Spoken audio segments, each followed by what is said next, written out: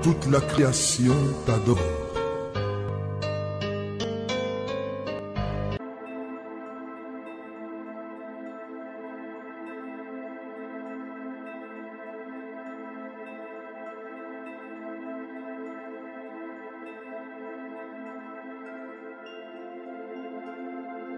Boire, il va saouler. Alors, dans le psaume 145, c'est là où nous sommes arrêtés, n'est-ce pas? Souvenez-vous, même si on fait 8 ans, il ne peut pas oublier là où je suis. Soyez-en rassurés, d'accord? Dans le psaume 145, je vous ai donné le verset 18 et 19. Puis le psaume 141, verset 1 à 4. Je vais particulièrement qu'on lise d'abord le psaume 145, verset 18 et 19, d'accord? Allons-y. L'Éternel est près de tous ceux qui l'invoquent, Oui. de tous ceux qui l'invoquent avec sincérité. Oui. Verset 19. Il accomplit les désirs de ceux qui le craignent, il entend leurs cris et il les sauve. Vous avez entendu ça, hein? La Bible déclare que le Seigneur est auprès de tous ceux qui l'invoquent. Mais à quel style d'invocation? Avec sincérité. Qu'est-ce que vous entendez par invoquer Dieu avec sincérité? D'après vous, qu'est-ce que cela signifie? Sans préjugé, oui. Véracité, oui. Quoi d'autre? Hein? Engagement, oui. Détermination, c'est ça le mot. Avec détermination. Parce que vous ne pouvez pas être déterminé dans quelque chose que vous savez que vous êtes perdant. D'accord? Quand vous savez, c'est parce que quelque chose vous ancre dans votre esprit. C'est pour ça que ça vous pousse à être déterminé. Je suis déterminé à avoir telle chose parce que tu crois que tu peux l'avoir. D'accord? Alors, relisons encore cela, mon frère. L'Éternel est près de tous ceux qui l'invoquent. Stop. Remarquez bien que la Bible ne dit pas que si on l'invoque, il sera près de nous. On dit qu'avant que tu l'invoques, il est déjà prêt.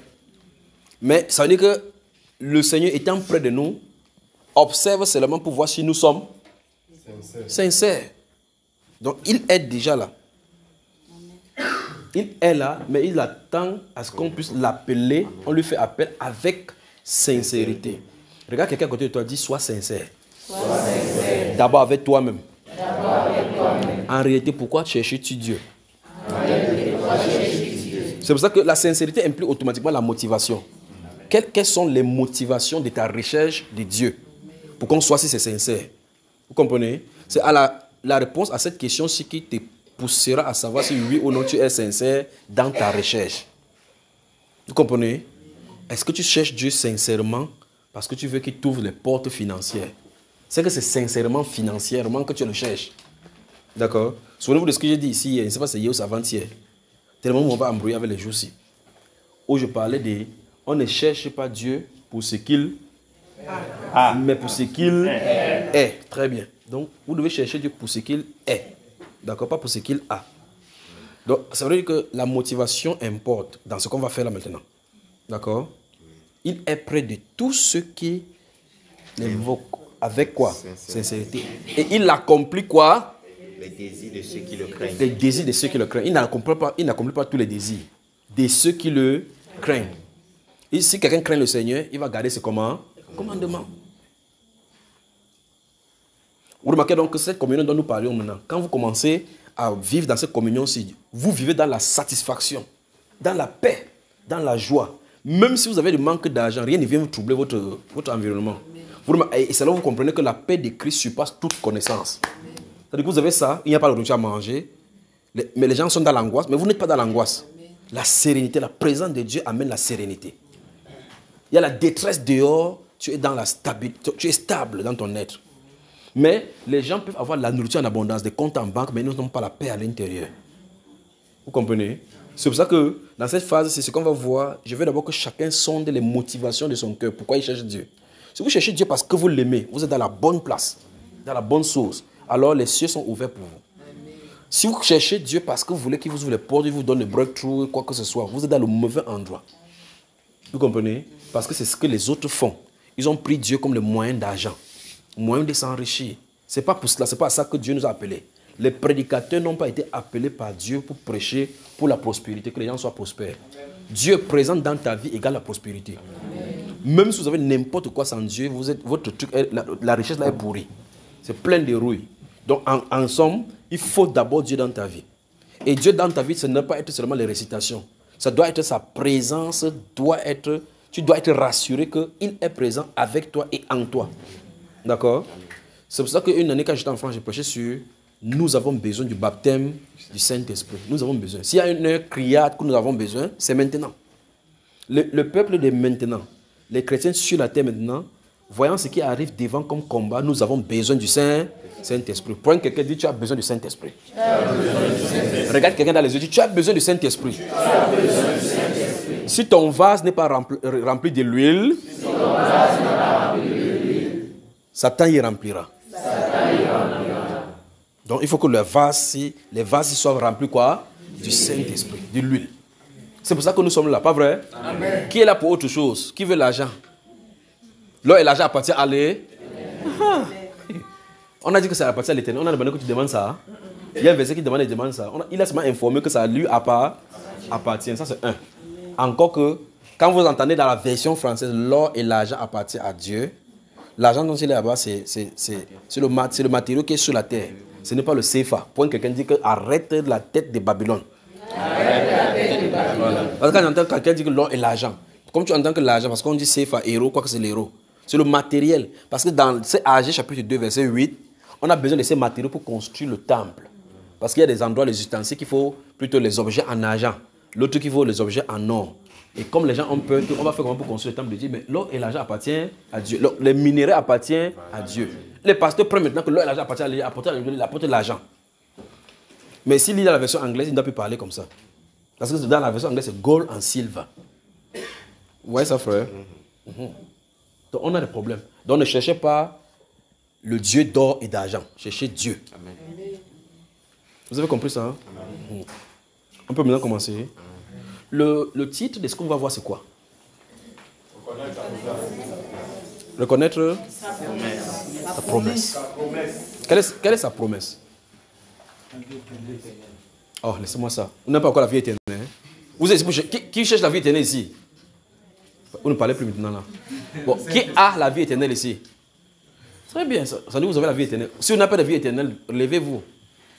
Donc tout le monde a la vie éternelle. Et vous cherchez quelques promesses encore. Si c'est ça la promesse, le problème que vous cherchez là-bas, c'est que c'est votre problème. Vous pouvez avoir la vie éternelle sans avoir le Saint-Esprit demeurant en vous.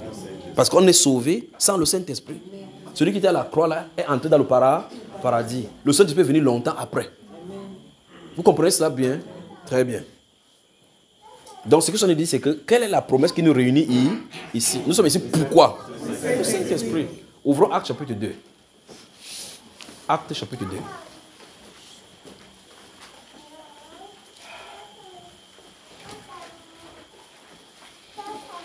Actes des Apôtres chapitre 2. Que la grâce et la paix de notre glorieux Seigneur Jésus-Christ soient avec vous. Amen. Actes des Apôtres chapitre 2.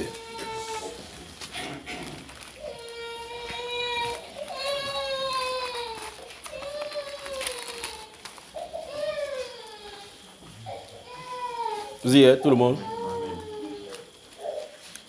Le verset 37 dit qu'après avoir entendu ce discours, la Bible dit, vous y êtes avec moi? Après avoir entendu ce discours, ils eurent le cœur vivement touché. Et il dit à Pierre et aux autres apôtres, hommes frères, que ferons-nous? Pierre leur dit, verset 38, repentez-vous et que chacun de vous soit baptisé au nom de Jésus-Christ pour le pardon de vos péchés, et vous recevrez le don du Saint-Esprit. Car, soulignez, car, encore, car, très bien. Et vous recevrez le don du Saint-Esprit. Car, donc, le don du Saint-Esprit, c'est une promesse. Donc, c'est quelque chose que Dieu a promis que vous devez recevoir. Amen. Car la promesse est pour vous, pour vos enfants et pour tous ceux qui sont au loin, en aussi grand nombre que le Seigneur notre Dieu les appellera. Très bien. Et quelqu'un prend cette Bible-ci aujourd'hui et dit que le Saint-Esprit, le dernier Saint-Esprit est mort avec Jean. En même temps, Dieu dit que la promesse est pour vous. Quand il dit pour vous, Pierre, parce qu'on a posé la question à Pierre, homme frère, que ferons-nous au verset 37? Il répond au verset 38, il a répondu que repentez-vous. Parce qu'on dit, homme frère, que ferons-nous? Qu'est-ce qu'on doit faire? Qu'est-ce que nous, Maintenant, dans cette situation, on doit faire, il dit, répentez-vous et que chacun de vous, ça c'est individuel, chacun de vous soit baptisé au nom de Jésus-Christ pour le pardon de vos péchés. Ce n'est pas, pas au nom du Père, du Fils, Saint-Esprit. Si on t'a plongé au nom du Père, du Fils, Saint-Esprit, tu n'es pas encore baptisé. La condition, c'est baptiser au nom du Seigneur Jésus-Christ. Parce que c'est en son nom que le pardon du péché est appliqué. Le pardon du péché est appliqué en son nom, pas dans les titres. Vous comprenez cela? La Bible déclare dans Luc chapitre 24 que le pardon du péché est prêché. La repentance et le pardon du péché sont prêchés en son nom, en commençant par Jérusalem. Là, dans Luc chapitre 24, là, à partir du verset 36, c'est lui qui dit aux disciples. Vous comprenez ça? Et puis il dit, vous êtes témoins de ces choses. Vous savez moi? Si vous prenez le chapitre 23, chapitre 24 de Luc, à partir du verset 36 jusqu'à là-bas, vous remarquez, il dit, donc, après avoir expliqué toutes ces choses, il dit que le pardon du péché sera prêché en son nom, en commençant par Jérusalem. Vous y êtes, hein? Tu as vu ça? Hein? Je suis en train de balader comme ça. Il a quitté Actes des Apôtres depuis, je suis dans Luc chapitre 24. Soyez prêts toujours à écrire. Parce que moi, je n'ai pas quelque chose qui est écrit. Je parle, ça sort comme ça sort. Vous avez moi? J'ai dit Luc chapitre 24 à partir du verset 36. C'est là où ça se trouve. Vous avez vu? Luc chapitre 24 à partir du verset 26. Verset 36. Vous y êtes? Regardez le verset 45 et 46. Alors il est ouvert l'esprit afin qu'il comprenne les Écritures. Maintenant, dans les Écritures, maintenant, il va le dire ce qui était prévu. Il dit quoi? Il dit, ainsi il est écrit que le Christ souffre. On t'a contaminé pour lire doucement. Alors il a ouvert l'esprit afin qu'il comprenne les Écritures. Voilà, donc ça dit, s'il n'ouvre pas ton esprit, tu ne comprendras pas les Écritures. Quand quelqu'un dit que les Écritures ne se comprennent pas dans l'école biblique. Les Écritures ne se comprennent pas dans l'école biblique. Jésus doit t'ouvrir l'esprit. Jésus doit t'ouvrir l'esprit. On ne comprend pas les Écritures de Jésus. On ne comprend pas les Écritures de Jésus. Par l'apprentissage comme à l'école. Par l'apprentissage comme à l'école. Ce n'est pas l'intellect. Ce n'est pas l'intellect. Même si on te donne les diplômes. Ça sort pour, ça te sert toi et ta famille. Ça ne concerne pas Jésus. Pour Jésus, il doit t'ouvrir l'esprit. Il doit t'ouvrir l'esprit. Parce que la parole est esprit. Parce que la parole est esprit. Très bien. Alors il a ouvert l'esprit. Il a ouvert l'esprit pour qu'il comprenne. Pour qu'il comprenne les Écritures. Et il a dit. Ainsi, il est écrit. Stop. Vous remarquez que Jésus, notre Seigneur, dans Luc, les gens font quoi là-bas? Nous sommes dans Luc chapitre 24. J'ai dit que le verset 46 jusqu'au dernier. On se trouve déjà du verset 36 jusqu'au dernier. On est au verset 40, c'est le verset 47, nous sommes dans les lire. Alors, je te dis ceci. Il ouvre l'esprit, et puis comment expliquer? Il dit que ainsi, il est écrit. Donc, c'est écrit, mais ils ne comprennent pas. Il est obligé d'ouvrir l'esprit. Donc, il y a quelque chose qui fait, poum, dans ton esprit. C'est que tu lisais, maintenant tu commences à comprendre ce que ça veut dire. Donc, tu peux lire l'esprit, la parole. La Bible que vous avez, vous prenez l'information sans comprendre le contenu de l'information. Donc, la lecture de la Bible te donne l'information. Le Saint-Esprit vient donner la compréhension de l'information, en les positionnant selon la géoscience de Dieu. Comprenez? Il a ouvert l'esprit afin qu'il comprenne les Écritures. Et puis il dit, ainsi, il est écrit. Donc, sachez qu'il est écrit. Donc, si pas dans la Bible, ils vont revoir cela. Il dit, c'est écrit où? Ils lisent, ils ne comprennent pas. Vous sondez les Écritures, pensez avoir en elle la vie. C'est elle qui rend témoignage de moi. Donc, quand les Juifs partaient dans la Bible, ils lisaient. Jésus dit, ce que vous lisez, ça parle de moi. Mais il ne voyait ça nulle part. Alors, il a dit ainsi, il est écrit. Et ainsi, il est écrit que le Christ souffrirait et qu'il ressusciterait des morts le troisième jour. Stop. Maintenant, si pas dans la Bible, dans la Bible, tu vas chercher là où on a dit ainsi, le Christ souffrirait et qu'il ressusciterait des morts le troisième jour. Vous remarquez qu'il vient de dire que c'est écrit comme ça. Mais le Christ souffrirait. Si vous rentrez dans Ésaïe chapitre 53, vous dites qu'il a été mené par... vous êtes semblable à celui dont on détourne le visage. Homme de douleur semblable à celui. Vous avez lu ça, non? Ésaïe 53. Le voilà qui en a de souffrir. On a annoncé sa souffrance. Vous voyez cela? On a fini par mettre son tombeau parmi les juges. Donc on finit par le tuer. Ressusciter le troisième jour, ce n'est pas Ésaïe qui parle de cela. C'est Jonas. Jonas meurt 3 nuits après il sort du ventre de poisson. Donc il vient d'annoncer par sa vie, la mort et la résurrection de Jésus. Or, si Jésus n'ouvre pas ton esprit, tu dois comprendre que pendant que Jonas est en train de mourir, il en a parlé de Jésus. Donc, ce n'est pas en un seul endroit. Il dit, il est écrit. Mais tout ce qu'il en a voulu combiner là, c'est disséminé partout dans les Écritures. que les prophètes ont parlé de ça dans le livre de Moïse, dans les psaumes, dans les prophètes. Où est-ce là? Continuons, frère. Et que la repentance et le pardon des péchés seraient prêchés en son nom à toutes les nations, à commencer par Jérusalem. Vous avez vu cela? Donc maintenant, il dit que la repentance et le pardon du péché, on dit que quiconque place en lui sa confiance ne sera point confus. Voici, il place devant la maison d'Israël une pierre d'achoppement. Quiconque croit en lui ne sera point confus. Quiconque invoquera le nom du Seigneur sera sauvé. J'invoquerai ton nom au milieu de l'assemblée. Sera connu parmi les nations, que les îles espéreront en son nom. Tout ça, voilà ce qu'il vient de résumer. Mais si vous avez la Bible littéralement, vous n'allez pas le voir comme ça là.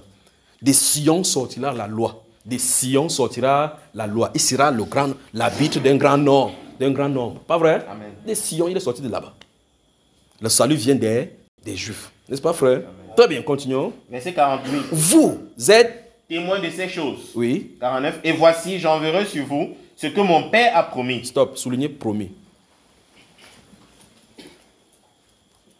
Quoi? Mais vous, votre rôle c'est? Vous restez dans la vie jusqu'à ce que vous soyez revêtus de la puissance d'en haut. Nous allons venir dans ce deuxième volet dans quelques instants, si le Seigneur le permet.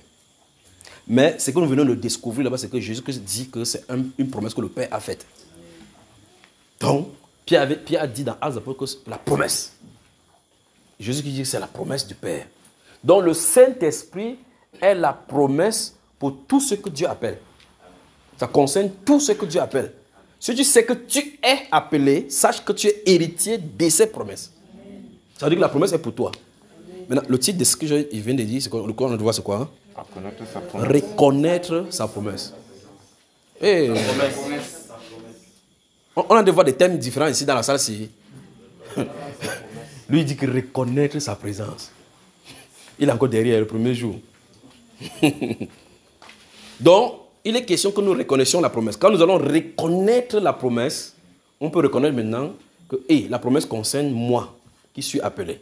Et par conséquent, je peux maintenant voir s'il remplit les conditions pour réclamer. Et puis, si je remplis les conditions, je dois faire quoi? Je réclame. C'est ça qui va conduire. C'est notre journée de demain. C'est pour ça qu'il faut d'abord reconnaître la promesse. Quand on va reconnaître la promesse, demain, il sera une question maintenant. On va reconnaître la promesse maintenant.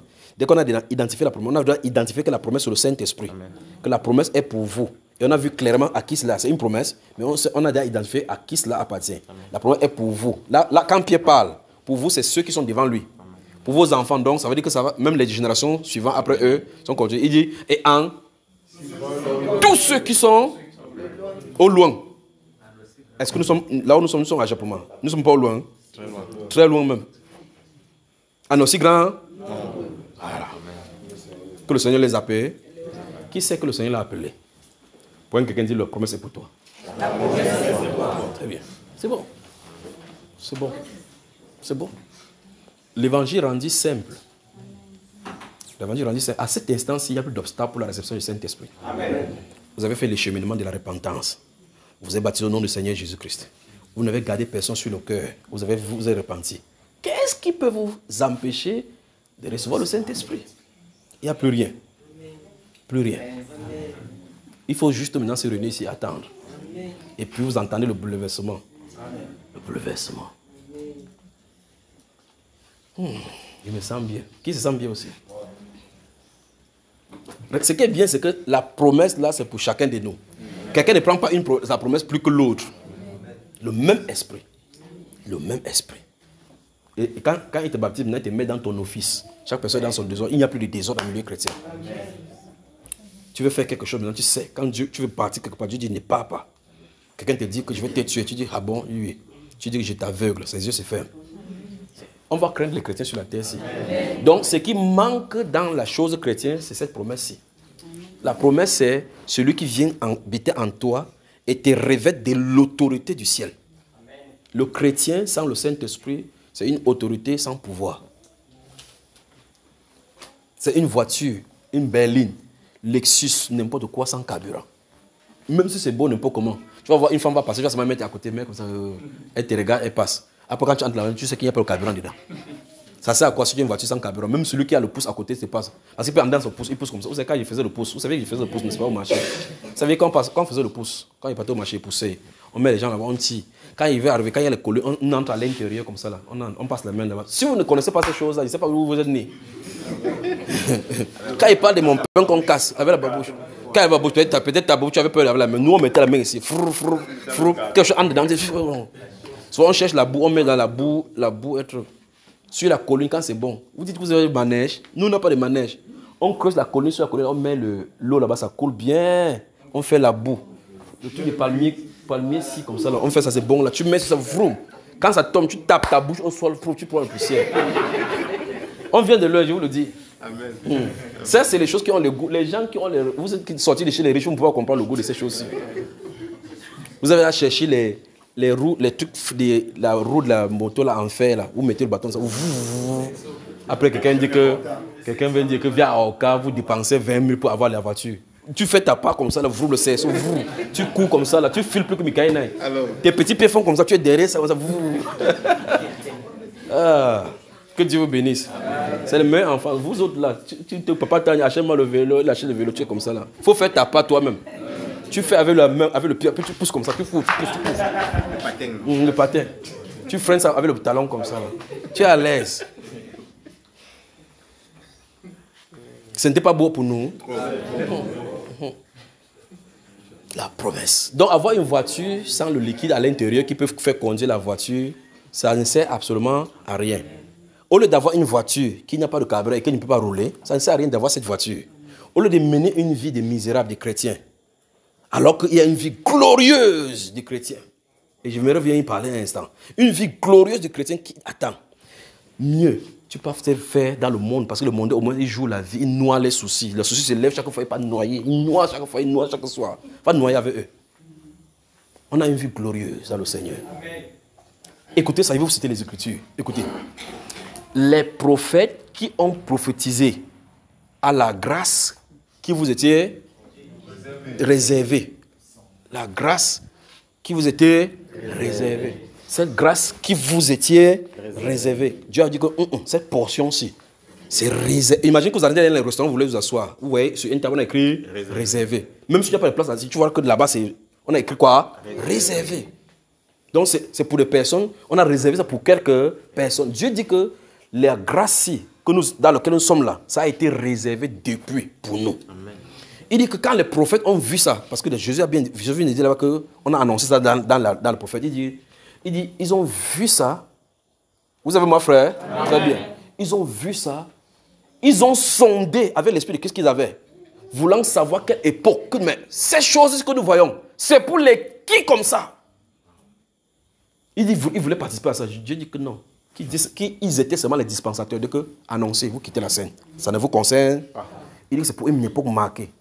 Il dit que c'est après que Christ soit mort et ressuscité, c'est pour la période là que c'est réservé. Vous pouvez imaginer que les prophètes qui étaient dans la Bible, quand tu vois dans la Bible, tu en es d'apprécier. Ils disaient que ouais, Dieu, si tu me demandais de naître, je vais naître plutôt à cette époque-là. En même temps, toi, tu es de cette époque-là, tu dis que ouais, les apôtres, c'était bien. En même temps, ils disent que c'est toi qui es.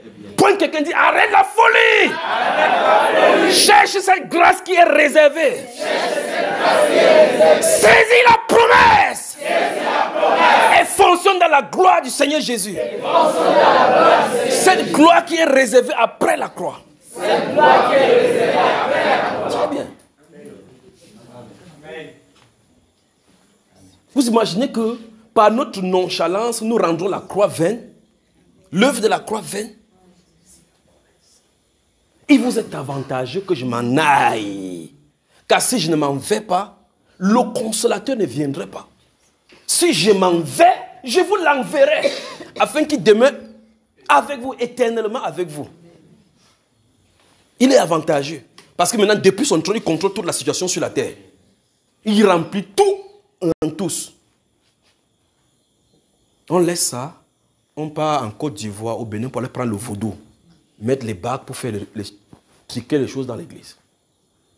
Que Dieu nous en préserve. Amen. Les prophètes qui ont prophétisé à la grâce que vous étiez réservés, étaient jus, ont fait de ces saluts l'objet de leur investigation. Voulant savoir l'esprit marqué par le temps, la période marquée par l'esprit de Christ qui était en eux, il leur fut révélé que ce n'était pas pour eux, qu'ils étaient des dispensateurs, des annonciateurs, des prédicateurs, que pour eux, ils prêchaient seulement. Ils prêchaient seulement. Prêche seulement, vous quittez. Vous pouvez imaginer que Ézéchiel prêche ça jusqu'à ce qu'il dit que je les ferai venir, je ferai ceci, je les nettoyerai, les balayerai, les souiller, je les donnerai, j'adjoterai le cœur de pierre. Quand Ézéchiel entend comme ça, là, lui-même, il est parmi un peuple au cours roi. Tu penses qu'Ézéchiel est content de vivre dans cette époque? Mais pourtant, quand vous voyez ce qu'il voit, vous voyez que c'est extraordinaire. Pourtant, Dieu dit que eux, ils font cela avec l'ombre. Nous fonctionnons dans la pleine totalité de la puissance et de la lumière du Seigneur. C'est ce qui est réservé pour notre époque. Donc nous allons faire de cette époque-ci pour ne pas décevoir le Seigneur Jésus. Amen. Quand quelqu'un dit ne décevons pas le Seigneur Jésus. Ne décevons pas le Seigneur Jésus. Dis ça à gauche et à droite. Ne décevons pas le Seigneur Jésus. Encore. Ne décevons pas le Seigneur Jésus. Après la croix vient là. Après la croix vient la gloire. Où est cette gloire donc? Jusqu'à ce qu'après la croix, un chrétien dit que je suis venu sur la terre pour accompagner les autres. Quand je souffre. L'apôtre Paul dit, si c'est dans ce monde seulement que nous espérons, c'est que nous sommes les plus misérables. Mangeons et buvons car demain nous mourrons. C'est que ça ne sert à rien. C'est que j'ai les évangiles. Et Jacques dit au chapitre 1, verset 18, que cette puissance qu'il leur a donnée, ils étaient comme les prémices. Les premiers fruits, quand les mangues sortent vers janvier, février, les premiers mangues que vous voyez au marché, là, c'était pour eux. Après ça, il y aura ça en vrac. Donc si eux, ils ont eu le premier, c'est les prémices. Donc en réalité, on n'a même pas encore expérimenté la vraie puissance de Dieu qui est au ciel. Vous pouvez imaginer ça, frère? Et on dit que c'est pour notre époque. Qui va payer le prix? Nous allons payer le prix, d'accord? Nous allons payer le prix. Nous allons payer le prix. Nous ferons descendre la puissance de Dieu sur la terre. Amen. Pour challenger ces gens-là qui disent que la Bible ne fonctionne pas. On fera fonctionner la Bible avec notre vie. Amen. Je répète encore, on fera fonctionner la Bible avec notre vie. Amen. Très bien. Que Dieu nous vienne vraiment en aide. Il dit, et vous, dans ce verset, Luc chapitre 24, et vous, restez dans la ville jusqu'à ce que le Père envoie ce qui a promis. Donc il faut seulement la persévérance pour atteindre la promesse. D'accord? Vous remarquez que par la grâce de Dieu, nous avons balayé tout ce qui peut créer des obstacles. Amen. Nous attendons juste l'accomplissement de sa promesse. Et si nous attendons de la bonne manière, il est obligé d'accomplir sa parole. Amen. Parce qu'il est derrière sa parole pour l'accomplir. Nous avons vu là tout à l'heure dans le psaume là, qu'il accomplit les désirs de ceux qui le craignent. C'est ce qu'on a lu dans le psaume 145, non? Amen. Jean chapitre 7. Donc, nous touchons dans l'épicentre de ces moments de désirer sa demeure, désirer sa présence. Il dit l'épicentre de désirer sa présence. C'est ça que nous voulons toucher maintenant. D'accord? Le sous-thème, reconnaître sa promesse est dans désirer sa présence. D'accord? Ne confondez pas les choses. Nous sommes ici pour désirer sa promesse et les saisir. D'accord? Maintenant, nous sommes en train de voir quoi? Reconnaître sa promesse. D'accord, frère? Très bien. Donc, Jean chapitre 7, vous y êtes? Jean chapitre 7. Jean, le chapitre 7. Si vous êtes tout le monde là-bas, je vous donne le passage. Jean chapitre 7. Vous y êtes? Très bien. Le dernier jour, ça c'est au verset 37. Verset 37 et 38, c'est ça qu'on va lire. Allons-y. Le dernier jour, oui. Le grand jour de la fête, oui. Jésus, se tenant debout, s'écria, « Si quelqu'un a soif, qu'il vienne à moi et qu'il boive. » Stop. Vous entendez ce que le Messie a dit? Amen. Je veux qu'on lise ça ensemble. Je vous donne le coup d'envoi, d'accord? Je donne le là. 1, 2, 3, c'est parti. Le dernier jour, le grand jour de la fête, Jésus, se tenant debout, s'écria, « Si quelqu'un a soif, qu'il vienne à moi et qu'il boive. » Très bien. Vous savez ce que le Christ a dit? La boisson est disponible, mais conditionnée pour seulement ceux qui ont soif. Très bien. La boisson est disponible, mais conditionnée seulement pour ceux qui ont soif. Il s'est tenu juste là-bas. Imagine que le dernier jour de la fête, les gens sont en train de faire n'importe quoi. La fête des Sukkot. Il reste juste là-bas, le dernier jour. Il reste là. Le verset 37 dit il s'écria que celui qui a soif, si quelqu'un a soif, qu'il vienne, pas n'importe qui. La source où on doit boire, c'est le Seigneur Jésus. Notez Jean chapitre 1, notez. Jean chapitre 1, verset 19 à 30 même. Mais on va prendre à partir du verset 30 tout à l'heure. Vous y êtes. Il n'est pas demandé que vous ouvrez, il demande que restons juste d'abord ici. Quand on va à un autre passage, on vous demande d'ouvrir, notez juste cela. Notez le livre des Proverbes. Proverbes. Vous y êtes. Chapitre 1, le verset 23. Proverbes, chapitre 1, verset 23. Vous êtes là? Notez Ésaïe, chapitre 35. Ésaïe, chapitre 35. Ésaïe, chapitre 12.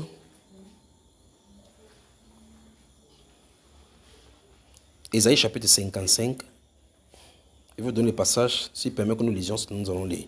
Notez Zacharie, chapitre 10, le verset 1. Zacharie, chapitre 10, verset 1. C'est bon? Osée, chapitre 10.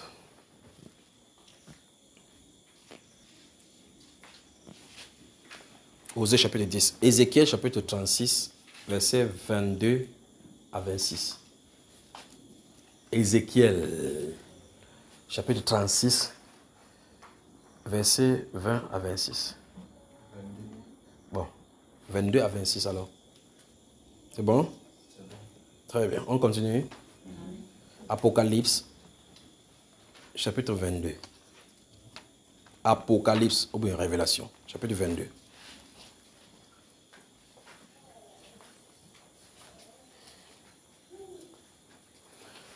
Si vous regardez la façon dont les chrétiens fonctionnaient dès le départ de l'Église, vous allez voir que toute leur vie était conditionnée par le mouvement de l'Esprit. Toute leur vie était conditionnée par le mouvement de l'Esprit. Depuis Actes des Apôtres chapitre 2, ils fonctionnaient avec l'Esprit. Et si tu ne fonctionnes pas avec l'Esprit, tu ne connaîtras pas quelle est la pensée de Dieu pour une telle ou telle situation. Vous comprenez? Malgré que tu vas lire la Bible, tu ne pourras pas savoir. Parce que Dieu est dynamique, sans changer sa parole initiale. Alors, vous allez suivre la parole de Dieu, vous accrochez à quelque chose qui est passé depuis, alors qu'il en est d'avancé. Le Saint-Esprit vient te donner la parole révélatrice de cette époque, de ton époque, concernant ta vie, ta famille et ce qu'il veut que tu marches, malgré que sa parole reste statique. Vous comprenez cela? Par exemple, Dieu ne dira pas dans la parole que voici le nom du mari que tu vas épouser. Ou bien tu vas voyager pour l'homme. Il n'y a pas l'homme dans la Bible. Pour cela, il faut que tu le Saint-Esprit va te dire, c'est le moment d'aller à l'homme. Le Saint-Esprit doit te dire ça. Parce que la parole de Dieu regorge tout comme garde-fou pour notre marche dans la foi, en donnant les grands axes par rapport à son plan à lui. Mais pour ton plan particulier, il y a un livre particulier qui est écrit te concernant à ses côtés. On y entre par le Saint-Esprit. Il faut que le Saint-Esprit va pour savoir c'est pourquoi Dieu t'a appelé. C'est écrit dans ton livre, c'est réservé. Quand quelqu'un dit, nous avons besoin du Saint-Esprit. C'est l'heure de réclamer la promesse. C'est l'heure de réclamer la promesse. Très bien. Vous êtes là? Très bien. Donc dans ce chapitre 7, verset 37, on dit le dernier jour, le grand jour de la fête, Jésus qui s'est tenu devant eux, il s'écria. Si quelqu'un a soif, qu'il vienne et qu'il boive. Il vient à qui? Au frère Junior. Très bien. Pointe quelqu'un là le nez. Pointe quelqu'un. Que quand tu viens ici, n'appelle plus le nom de frère Junior dedans. Appelle celui qui donne l'eau. Appelle celui qui donne l'eau. C'est ce qui est écrit, non? Qu'il vient à moi. Ouvrez le chapitre 1 maintenant. Non, gardez le doigt ici, mais allez au chapitre 1. Donc on va y revenir ici maintenant. Chapitre 1. Si vous lisez le chapitre 1, si vous êtes au chapitre 1, donc c'est Jean chapitre 1. Regarde quelqu'un à côté de vous, vous souriez, vous dites que Dieu te bénisse, qu'il te fasse grâce et qu'il accomplisse sa promesse dans ta vie. Dis mon frère, si Christ te donne la promesse, finis tes souffrances dans le monde-ci. C'est un passeport irréversible. Inaliénable. On ne peut pas annuler. C'est le passeport sûr pour l'éternité.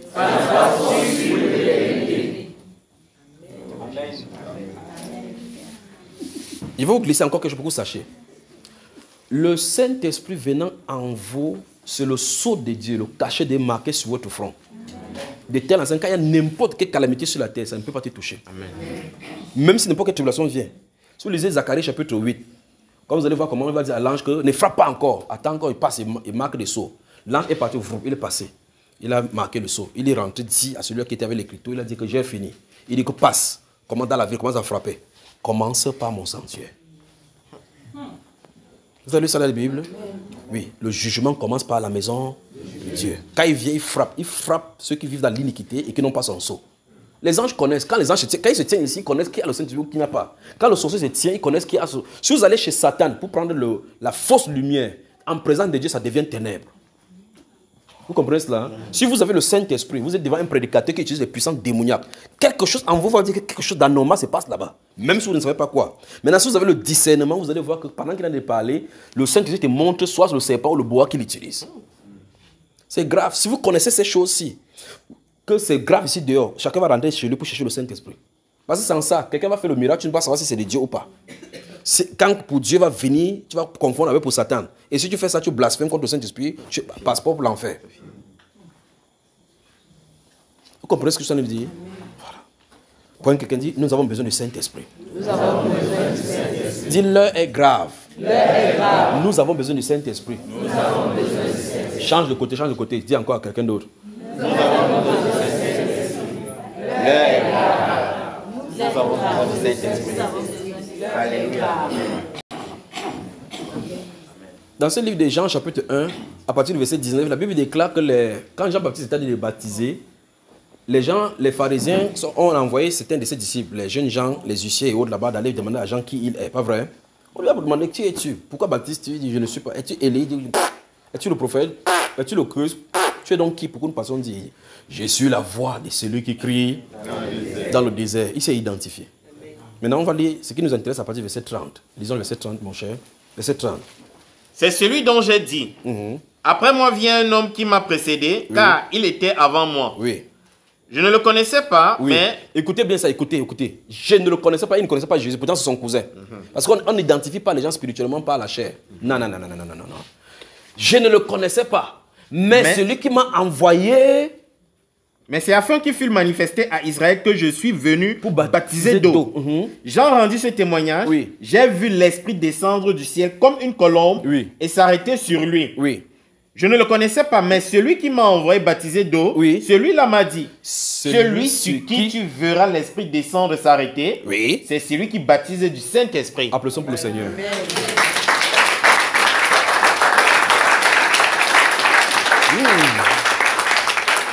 Donc, qui baptise du Saint-Esprit? Très bien. C'est pour ça que dans Jean chapitre 7, maintenant, il a dit que celui qui a soif vient à moi et qui boive. C'est chez lui. C'est lui qui baptise du Saint-Esprit. Jean donc dit que j'ai vu. Parce que c'est le signe de son ministère. Quand Dieu l'a envoyé, il dit que quand tu vas baptiser, parce que tu es censé préparer le chemin devant lui. Amen. Comment il veut le connaître au milieu de cette foule-ci? Il est beau, il est ceci. Si c'est pour la beauté, tu vas le rater. Je vais te donner un symbole. Baptise seulement les gens. Quand tu vas baptiser quelqu'un, tu vois quelque chose descendre sur lui, c'est lui là-bas. Donc il baptisait seulement. Il baptise. Quand il a vu venir, bon. Dès qu'il a baptisé, le ciel s'est ouvert. C'est lui seul qui a vu, c'est le signe de son ministère. Quand il a vu, il dit que j'ai vu et j'ai rendu témoignage. Continue un peu la lecture. Hein? Et j'ai vu et j'ai rendu témoignage, il est le Fils de Dieu. Tout simplement. Amen. Donc, le verset nous dit que Dieu lui a dit que quand tu vas voir quelqu'un, quand tu vas baptiser, le ciel va s'ouvrir, l'Esprit va descendre sur lui. Sache que c'est celui-là, c'est lui qui baptise du Saint-Esprit. Amen. Donc Jésus est celui qui baptise du Saint-Esprit. C'est pour ça que nous voyons donc comment il dit dans Jean chapitre 16, il dit que il vous est avantageux que je m'en aille. Car si je ne m'en vais pas, le consolateur ne viendra pas avec vous. Mais si je m'en vais, je vous l'enverrai. Donc, l'auteur, le donneur de promesses, c'est le Seigneur Jésus. Et il est notre sauveur. Bon, il ne nous a pas sauvés pour ne pas nous donner ensuite la promesse. C'est ça qui est difficile. Donc, la personne qui est morte pour toi, il a fait le plus difficile. Parce que s'il y avait un acte plus difficile ici, c'est de te sauver de tes péchés. Il t'a sauvé de tes péchés, oui. C'est ça qu'il a fait. Il t'a donné la vie éternelle. Pourquoi donc pas la promesse? Parce que la promesse, il suffit qu'il fasse... En Jean 20, 22, recevez le Saint-Esprit. Quand il a dit ça, le Saint-Esprit va venir. Amen. Le souffle qui passe, c'est le signe que le Saint-Esprit est derrière en train d'arriver. Dès qu'il souffle, ça fait... Remarquez bien. Il bien, quand vous entendez le souffle, ça veut dire que le Saint-Esprit est derrière, ça vient d'annoncer le Saint-Esprit. Jean 20, 22, il était avec eux là ce dimanche soir. Il dit, recevez le Saint-Esprit. Ceux à qui vous pardonnez le péché, il leur sera pardonné. Ceux à qui vous retenez le péché, il leur sera retenu. Mais il a dit, recevez le Saint-Esprit. Mais c'est dans Actes chapitre 2 qu'ils étaient restés là comme ça. Tout à coup, un vent est venu. Amen. Le vent arrive.